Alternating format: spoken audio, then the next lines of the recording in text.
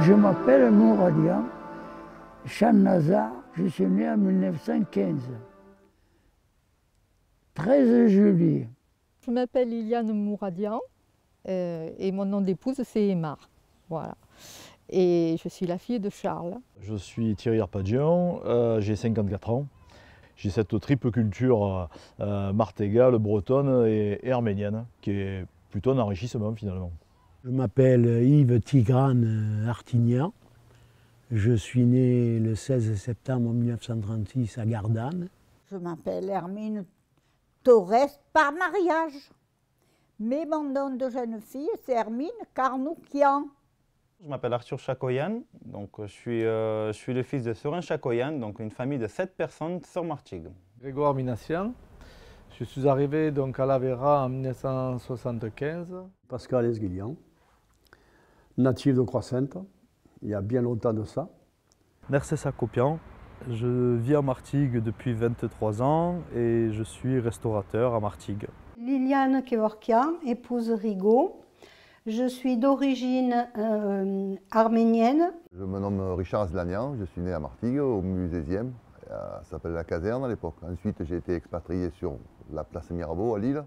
Georges Torossian. Je suis né le 11 mai 1929 à Marseille. Je m'appelle Rose Torossian. Je suis l'épouse de Georges depuis 1961. Je m'appelle Zaven Djalian. Je suis né le 22 juillet 1929 à Martigues. Georges Samakian, actuellement à la retraite depuis décembre 2014. J'habite sur la commune de Martigues et plus précisément à Croix-Sainte.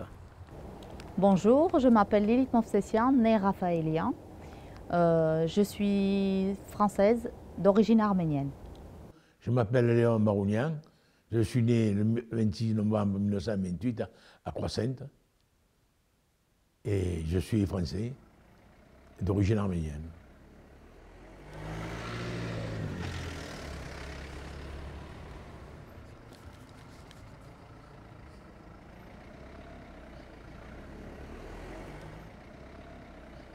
Ma mère, tout ce qu'elle m'a raconté, c'était en pleurant. C'était trop, même.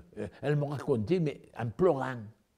En pleurant. Ils allaient dans les villages, ils récupéraient les hommes, les jeunes, ils les séparaient de leur famille en disant que c'est rien, c'est juste pour quelque temps, ils les séparaient, et puis tous ces hommes, ils partaient, et ils ne revenaient jamais. Oui, mais ils allaient à la mort. Ils ont ramassé tout ce qu'ils étaient riches, tout ce qu'ils étaient instruits, les hommes et les femmes, pareil aussi, ils l'ont tué. On a tué mon papa. Ils ont attrapé tous les Arméniens, chrétiens, Atatürk, et ils les ont gousillés. Ma mère habitait Urumdigi, près de Kayseri, l'antique Césarée, et sa famille était paysanne. Tous les siens, pratiquement, ont été massacrés. Mon père, ils l'ont tué. Ils sont même venus avec la baïonnette. Hein? Ils ont piqué ma mère pour voir si elle était vivante. Elle a fermé sa bouche, tout ça. Elle a même des cicatrices de partout, comme ça, pour voir si elle n'était pas morte, qu'elle bougeait, on le tuait. Mon arrière-grand-mère était aveugle vers la fin de sa vie et elle avait très peur de rester seule. Du coup, je lui tenais compagnie, je lui tenais la main. Elle avait très peur que je parte, que je la laisse. Elle avait peur. Et pour pas que je parte, elle me racontait des histoires. Et ces histoires, elles m'ont fait très longtemps énormément peur parce qu'en fait, ce que je ne savais pas, c'était que c'était des histoires vraies. Mon arrière-grand-père, ils lui ont coupé la tête, peu cher. Ils nous montraient sa photo d'ailleurs tout à l'heure.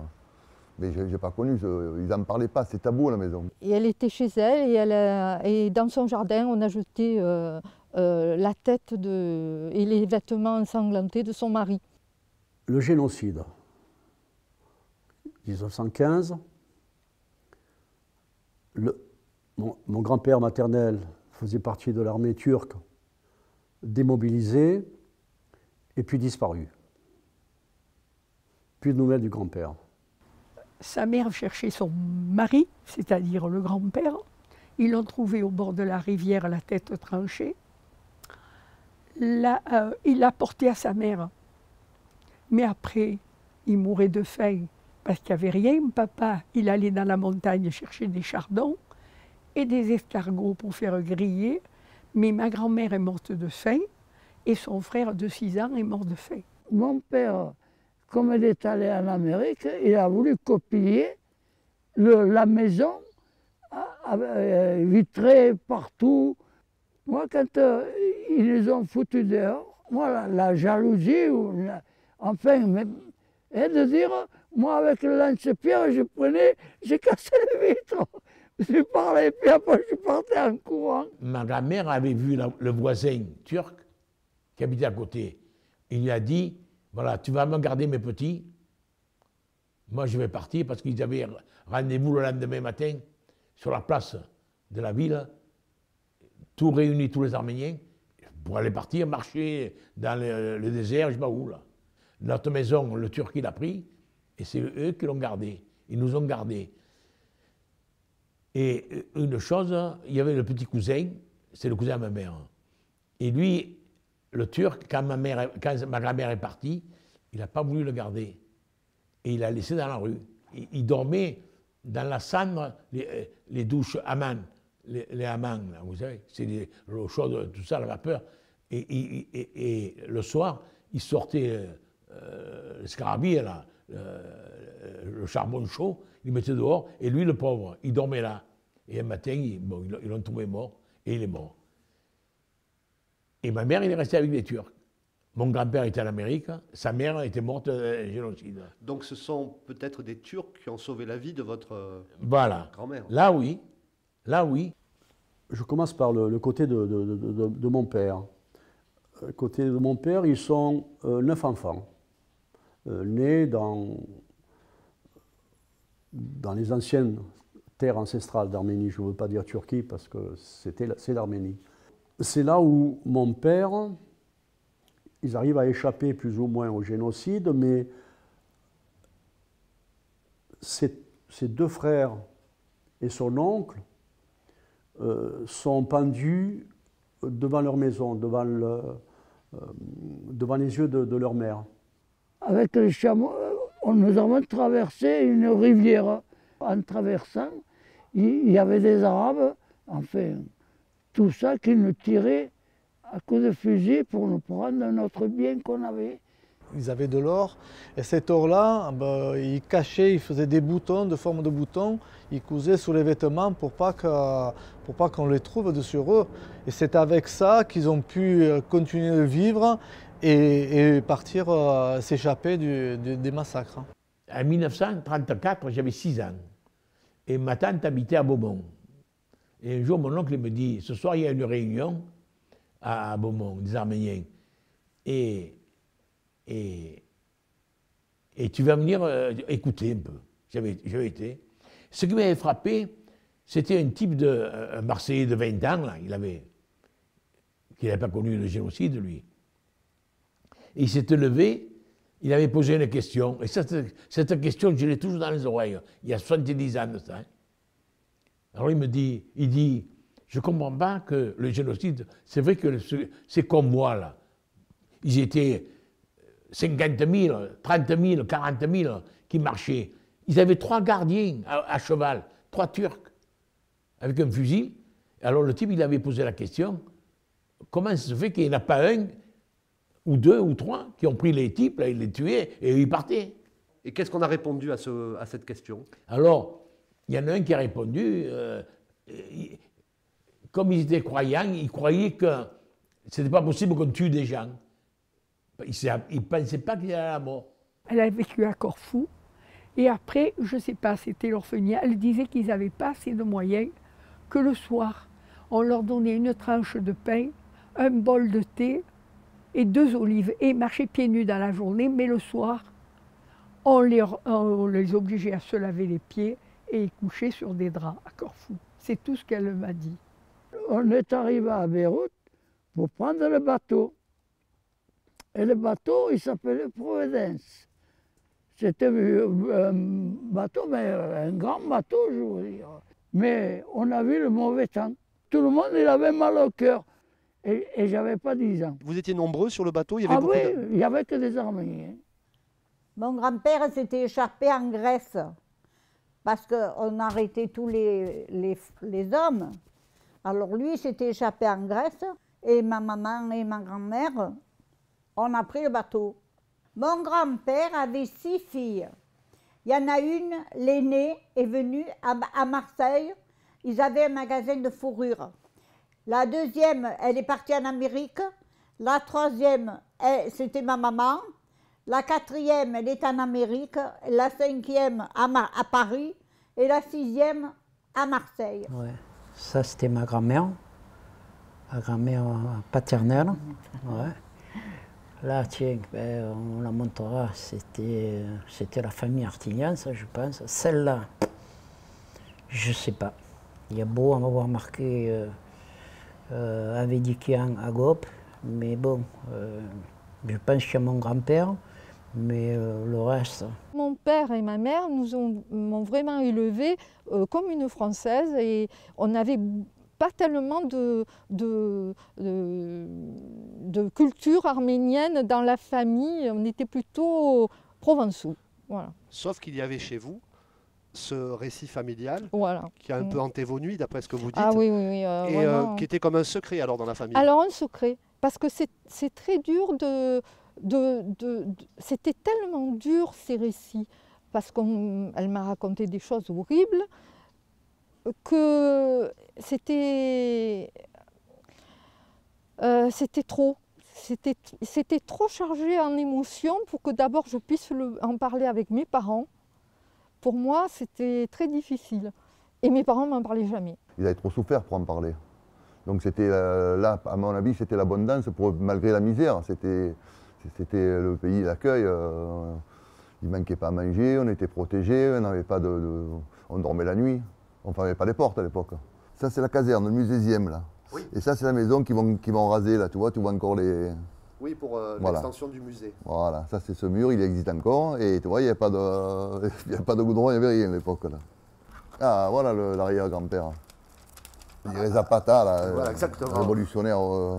Ben, là, c'était la guerre, là. C'était les Kurdes qui étaient envoyés pour massacrer les Arméniens à l'époque. L'histoire a tourné. Ouais, l'histoire a tourné, malheureusement, pour eux. Quand il y a eu ce massacre, il a réussi à s'échapper, bien sûr.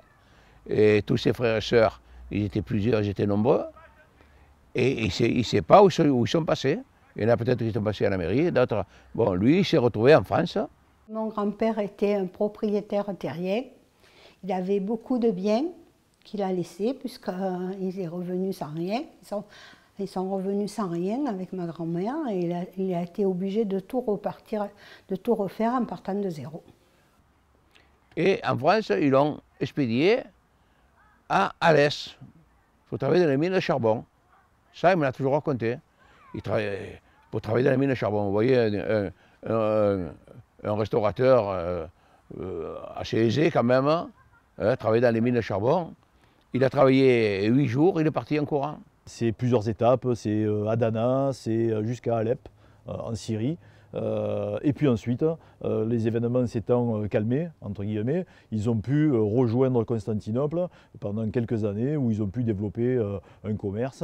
Et c'est à partir de là, en 1923, qu'ils ont quitté Constantinople, où est née ma tante, et donc rejoindre la France, où ils sont arrivés en octobre 1923. On a une petite trace, c'est cette date, novembre 1924, Simon et votre mère arrivent à Marseille. Quel âge avait-il? Il devait avoir 18 ans. Mais d'après ce qu'il m'a dit, ils se sont vieillis pour pouvoir travailler à l'usine. Je crois qu'il s'est vieilli d'1 an, c'est ça? Plus. 2 ans? 2 ans. Je pense qu'il s'est vieilli de 2 ans pour pouvoir travailler. Et en 28, nous sommes venus à Martigues. C'est l'année où il y a eu ce grand gel, que le canal était glacé. Et, les gens ils marchaient sur le canal, sur la glace. Pourquoi vous êtes venu à Martigues? Pourquoi on est venu à Martigues? Parce qu'à Martigues, mon grand-père a trouvé un petit magasin. Et comme il faisait la confection de pantalons, de vestes, alors il a continué à faire son travail. Ce magasin se trouvait où? Alors, le magasin, c'est 34 rue de la République, à Martigues, à côté de Subil et d'une boulangerie. Qu'est-ce qui va conduire votre famille à s'installer, à devenir martégal? Alors mon grand-père, ça doit être un peu par atavisme dans la famille, il avait un petit peu la bougeotte, donc il fait un passager éclair au camp Odo que j'ai même pas réussi à identifier d'ailleurs. Et donc à travers des étapes rapides à Marseille, notamment aux sucreries Saint-Louis, il finit par rejoindre l'usine Vermenc, bien connue des Martégots d'origine arménienne, qui se situe entre Martigues et Croissant, enfin à Croissant. Et là, il décide de créer un commerce et ça correspond au moment où il rejoint le centre-ville de Martigues, la rue des Serbes notamment, dans le quartier de Ferrières, le quartier historique de notre famille à Ferrières, puis la rue Roger Salingro. Et donc une position sur le marché de Lille qui est restée la même pendant probablement entre 40 et 50 ans. Ma mère pourrait nous préciser le timing, mais en gros c'est ça.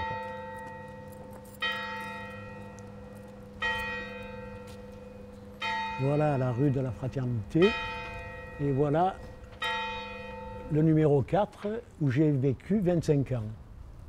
Le quartier de Lille était d'abord le quartier des pêcheurs et le quartier des immigrés. Ça c'était très classique. On n'avait pas d'eau, on n'avait pas de salle de bain, c'était le puits et la tinette, oui. Ah oui, vous n'osez pas le dire, mais c'est bien de le dire. Ça a duré, pour moi, jusqu'à l'âge de 25 ans, où mes parents, avec des forces d'économie, ont pu acheter un appartement typique et classique à Ferrières. On venait se baigner là, jusque-là, et pêcher aussi, décidément. Je viens exceptionnellement quand j'ai la nostalgie de mon petit village de jadis où je fais un tour dans les rues là, voilà. Je prends un bain de jouvence en quelque sorte. Mes parents sont venus à Marseille en 1924, donc moi je suis né en 1929. Mon père était manœuvre. Il a exercé beaucoup de métiers très pénibles. Il a fait le docker au port. Il a travaillé à la raffinerie Saint-Louis, où il faisait une chaleur abominable. Il a eu la tuberculose et il est mort un an après à la Conception.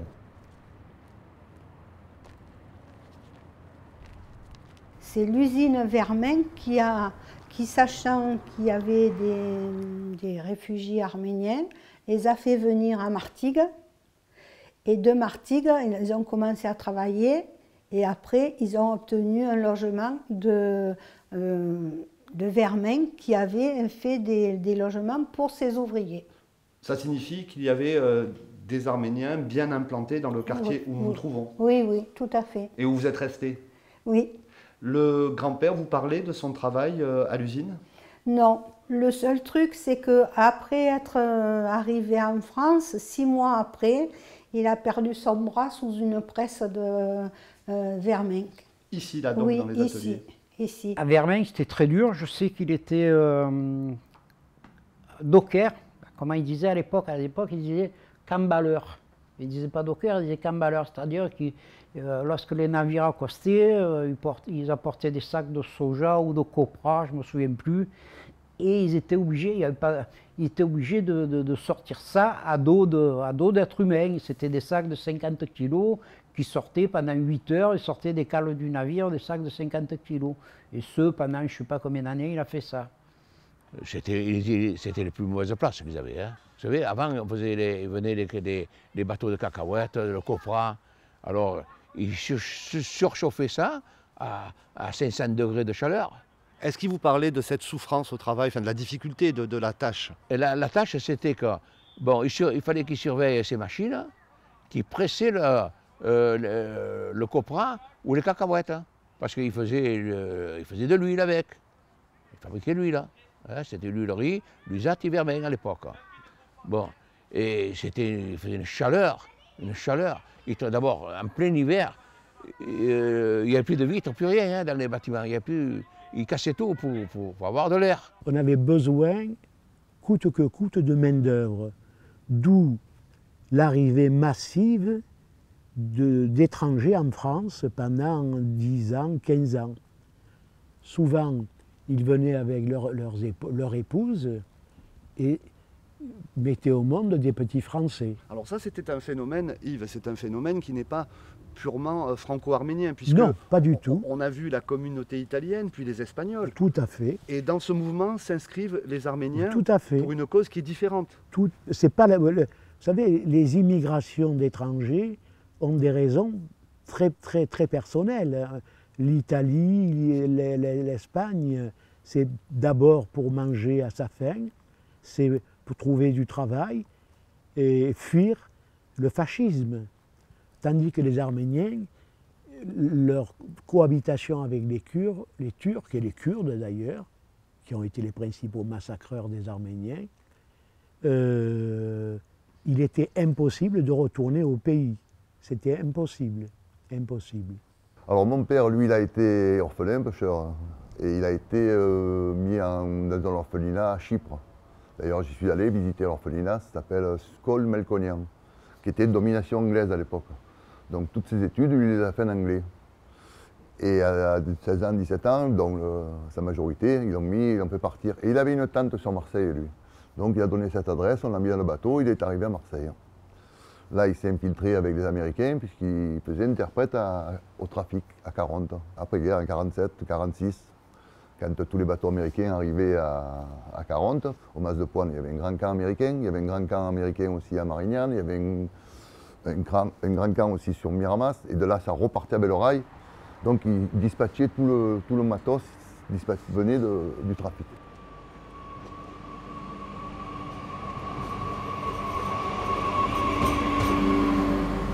Le 27 mars 1975, nous sommes arrivés au village de La Vera. C'est chez la famille Papazian qui nous ont accueillis. Donc c'est la boulangerie, ils sont arrivés en 1947 voilà, à la maison. Et dans quelques instants, on va passer devant la boulangerie. C'est ici que pendant 20 ans, je gardais ce magasin-là en fruits, légumes, alimentation. Et voilà, je suis toujours natif de La Vera, puisque le petit village... Alors voilà. c'est marrant parce que Grégoire, vous dites natif, alors qu'en fait vous êtes né à Yerevan. Eh bien oui. Mais voilà. pour vous, La Vera, c'est mon village.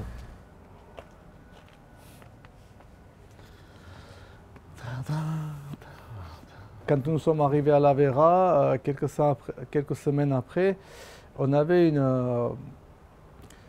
la sensation d'une liberté que les personnes qui habitaient sur place ne le sentaient pas.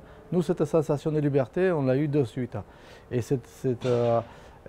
on a compris de suite qu'on avait une chance inouïe de pouvoir construire une vie en France et de pouvoir s'épanouir et que les enfants, la famille, voilà, grandissent dans un pays de liberté. Notre génération des années 70, du côté de mon père, il pouvait choisir de venir en France pour les enfants, pour avoir un avenir meilleur qu'à l'époque de l'URSS. À l'époque de Staline, il a distribué, il a mélangé les populations et on s'est retrouvé aujourd'hui avec des conflits ingérables. C'est tout de même grâce à l'Union soviétique qu'il reste une parcelle d'Arménie. Et si je poussais plus loin mon raisonnement, je dirais que il aurait été peut-être préférable que l'Arménie ne devienne pas indépendante, parce qu'elle ne l'est pas en réalité, les Russes ayant investi beaucoup d'argent dans l'économie arménienne. Quand on ne maîtrise pas son économie, on n'est pas indépendant.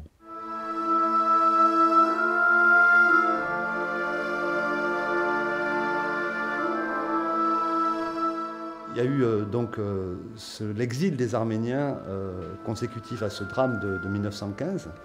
Mais vous avez en quelque sorte fait le chemin inverse, puisque avec votre père, vous retournez en Arménie à la fin de la Seconde Guerre mondiale. Qu'est-ce qui se passe? L'appel de Staline, comme on dit, de 46 ou 47, demandant à la diaspora de revenir sur leur terre ancestrale, enfin ceux qui restaient. Et c'est ainsi que mes parents, bien que bien installés à Martigues, à Croix-Sainte surtout, où mon père était contremaître, et on s'est retrouvés à Batoumi. C'est là, mon père a dit, tiens, on va essayer de descendre pour faire un peu le marché, pour acheter, parce que en partant d'ici, ça c'est des souvenirs d'enfance, en partant d'ici, on a eu du pain blanc, et dès qu'on était en haute mer, le pain blanc est passé au noir. Alors pour nous, Français, on se disait, bon, c'est des pains d'épices, certainement, mais c'était du pain noir. Et quand nous arrivons au port de Batoumi, et mon père va faire le marché, il revient avec des provisions, et il dit à ma mère, je crois que l'être humain fait une grosse bêtise dans sa vie, moi j'ai fait la mienne. Au moment où on réussissait, on avait réussi plus ou moins, d'obtenir nos visas, mon père décède. Donc, il décède, et 2-3 ans après, on retourne en France. La première chose à faire, quand on a posé nos valises, c'était de prendre la voiture avec mon beau-frère et de venir à Croix-Sainte. Ça vous a fait drôle?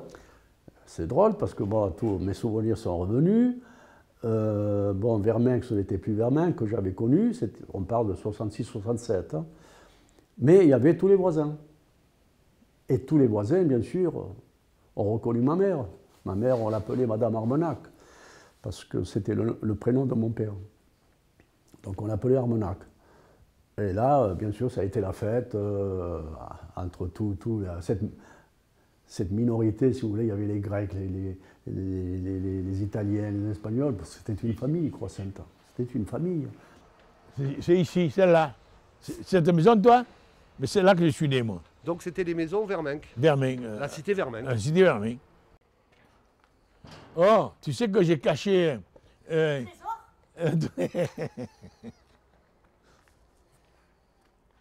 c'est là. C'est bien là, moi.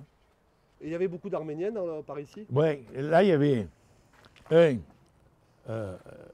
2, 3. Nous, on était 4. Quatrième, nous, là. 4 Arméniennes, là. Là, il y en avait 2. Zavin et Makarian, là. Et derrière, il y avait Esguilian, Pascal. Il y avait Mouradian, il y avait Manouk, il y avait Kaboudjian. Il y avait une quinzaine de choses arméniens. Mais le plus gros, c'était moi. Hein. Arthur, vous êtes arrivé en quelle année à Martigues? En 2004, on est arrivé à Martigues. Qu'est-ce qui vous a conduit à Martigues? Alors c'est un pur hasard en fait, c'est l'État qui nous a envoyés ici. En fait, on est venu en tant que réfugiés, en fait, en tant que politique.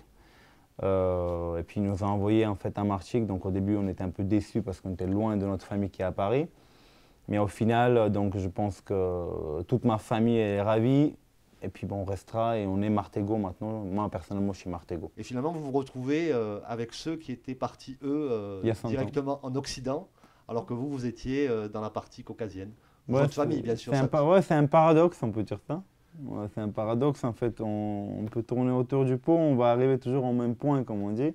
Donc, même si on a fait plein d'autres voyages que mes arrière-cousines, eux, ils sont venus directement en France.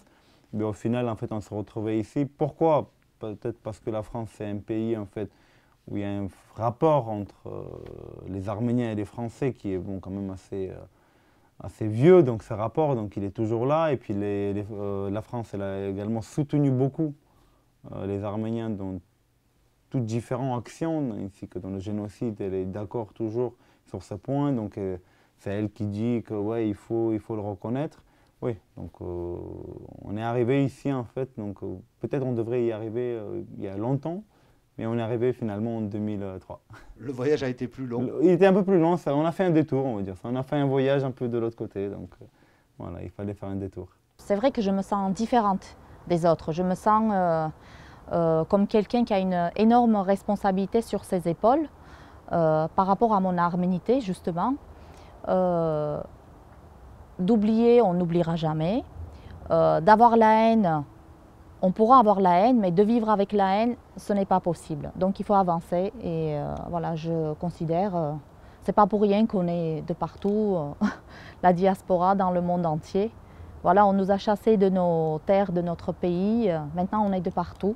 On a quand même notre petite Arménie, le petit bout, et on espère un jour voilà, de retourner notre mont Ararat. Qu'on aperçoit, d'Arménie, mais qui est en territoire turc. Actuellement, peut-être provisoirement, comme pour chaque Arménienne ou Arménien. Voilà, et comme il dit aussi notre écrivain Yeriche Çarens, chaque Arménien aime son mont Ararat comme un chemin inaccessible. Mais moi aujourd'hui je peux vous dire, pour moi c'est pas inaccessible parce que je l'espère et je suis optimiste.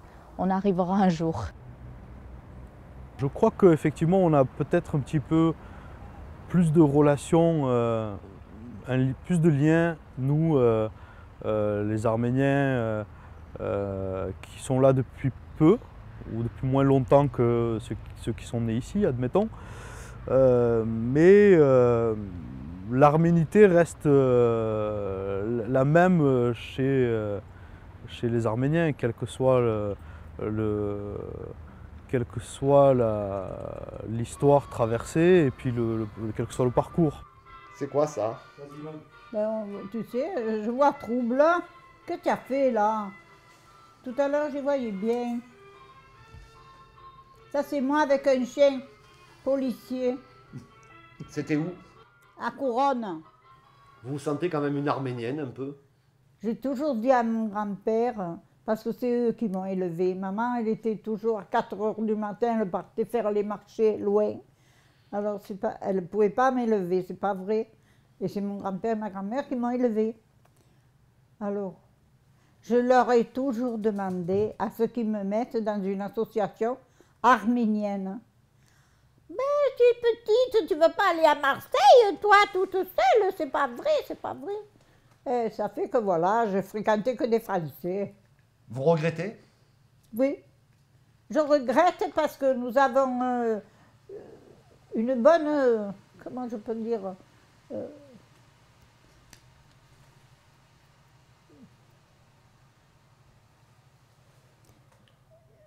les Arméniens, quand ils sont groupés, eh ben, c'est comme des frères, tous. Tu vois ce que je veux dire? On est maintenant avec vos enfants que vous allez nous présenter. Voilà, alors il y a ma fille Karine Aymar, mon fils Cédric, qui lui aussi s'intéresse beaucoup à tout ce que dit mon père. Il écoute comme... il est toujours à l'affût de ce que peut raconter son grand-père, parce que justement, il est à la recherche de toutes ces histoires, beaucoup plus que moi. Moi, je n'ai jamais trop posé de questions à mon père. Très vite, je me suis posé pas mal de questions sur ce que c'était exactement être arménien d'origine arménienne, surtout aussi ce que ça mangeait, parce que j'aime bien manger. Et justement, habitant Marseille assez rapidement, je suis tombée sur des boutiques où je voyais boutiques arméniennes. Et du coup, je me suis dit, tiens, je suis d'origine arménienne, qu'est-ce que ça mange un Arménien?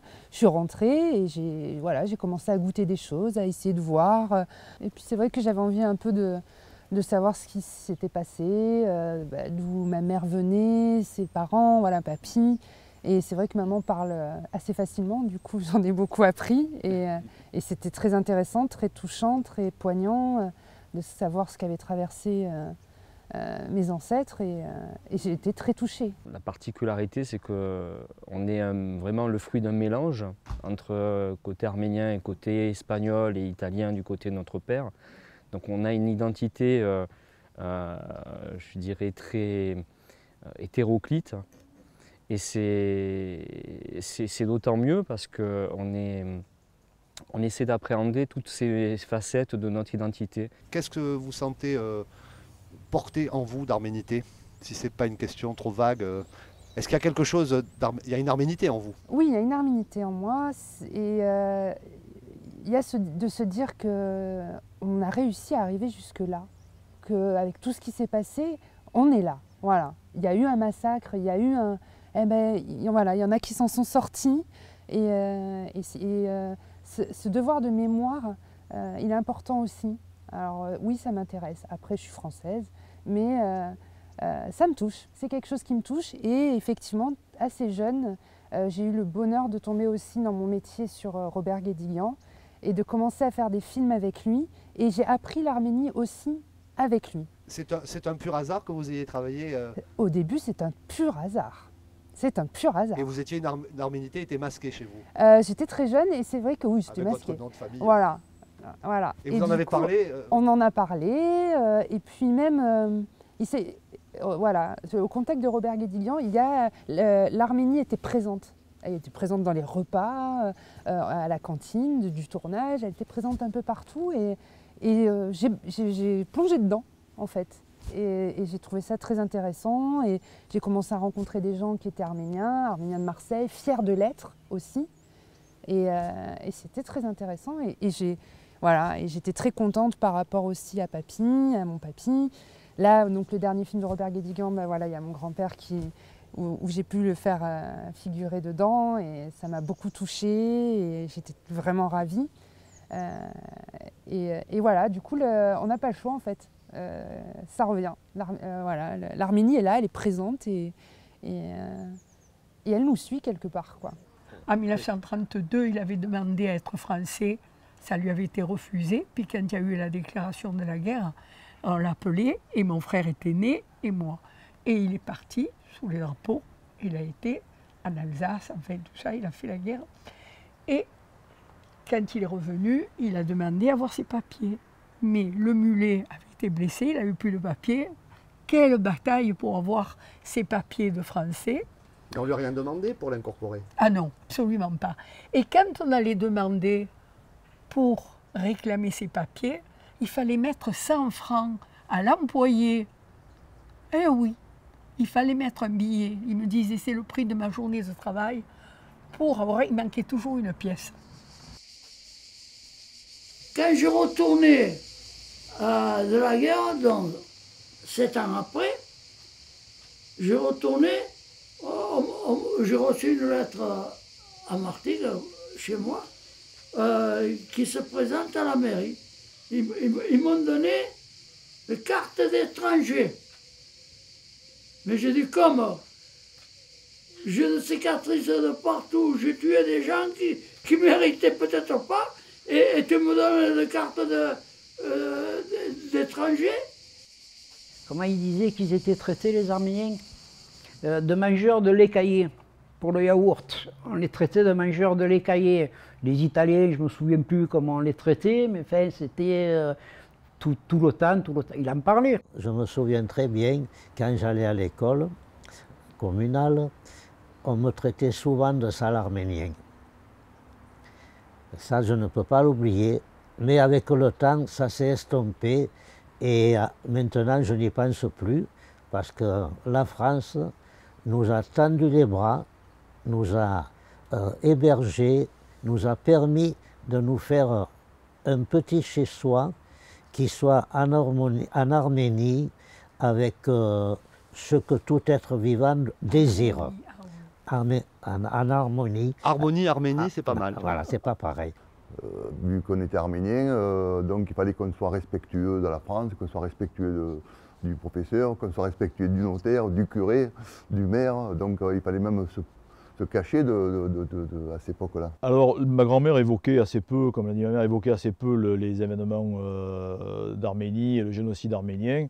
Donc, j'ai eu relativement peu d'informations de la part de ma grand-mère. Mon père, davantage, à travers des photos, des témoignages, des pièces historiques. Et puis après, il y a la lecture aussi de mon côté. Et puis, il y a aussi la fréquentation de collègues d'origine arménienne, dans des cadres aussi différents que les associations arméniennes ou les concerts de musique arménienne ou l'ascension du mont Ararat. Enfin, autant de lieux qui n'ont rien à voir mais qui sont un peu le terreau de la culture arménienne. La France, j'y vis quand même depuis 20 ans. C'est là où j'ai fondé ma famille. J'ai eu mes 3 enfants qui sont nés à Martigues. J'oublie jamais que je suis arménienne.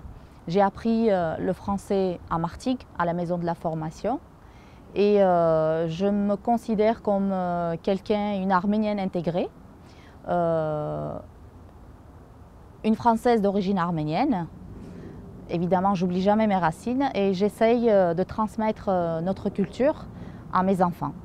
On voit aujourd'hui que les Arméniens sont relativement bien intégrés à Martigues, sont porteurs de projets et essayent d'embellir tant qu'ils peuvent la ville de Martigues. Un Arménien est comparé souvent par des écrivains à un oiseau phénix qui sait renaître de ses cendres. Et quoi qu'il nous arrive, si aujourd'hui on est là, on est vivant, on arrive à garder notre culture par notre travail, par notre façon d'être, de par le fait que nous, on est là et on les respecte, on se rappelle d'eux, eh bien, ils sont vivants.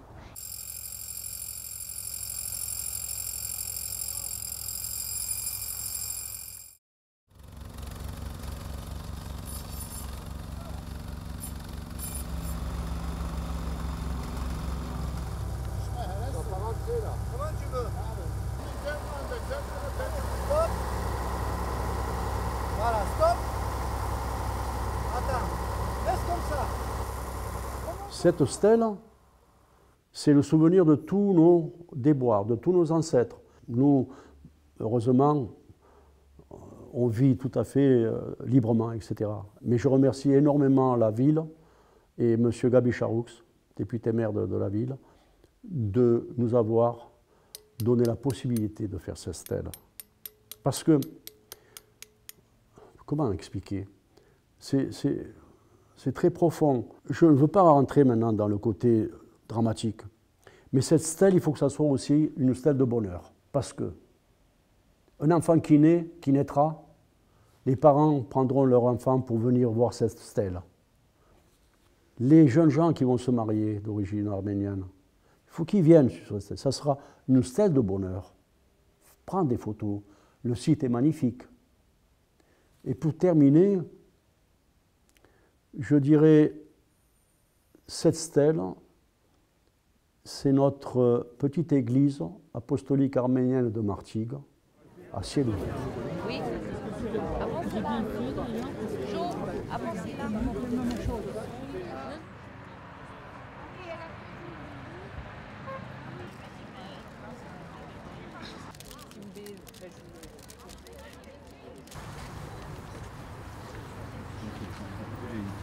Et encore.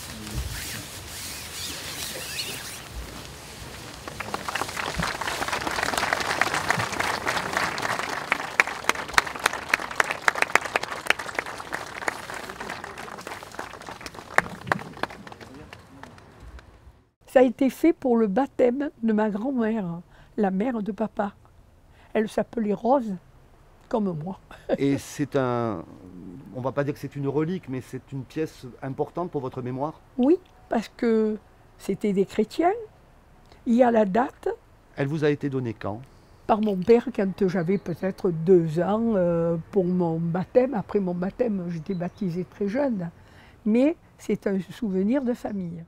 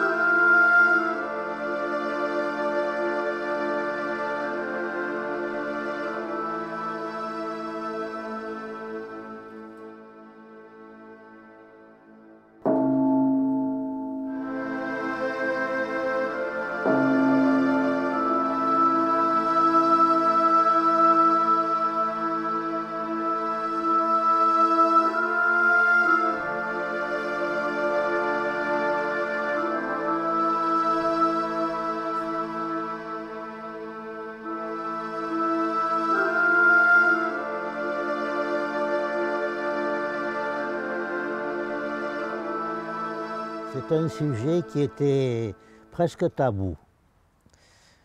Ça fait que je n'ai pratiquement pas su ce qui était advenu à mes parents. Moi, j'ai demandé à un jour, j'ai dit, vous savez ce que c'est, les Arméniens? Il m'a dit, ouais, c'est un pays qui est à côté des Indes. Ce que cherchent les Turcs, c'est laisser passer les années, que le temps s'écoule et que les porteurs de mémoire qui étaient nos parents et la première génération dont je suis disparaissent.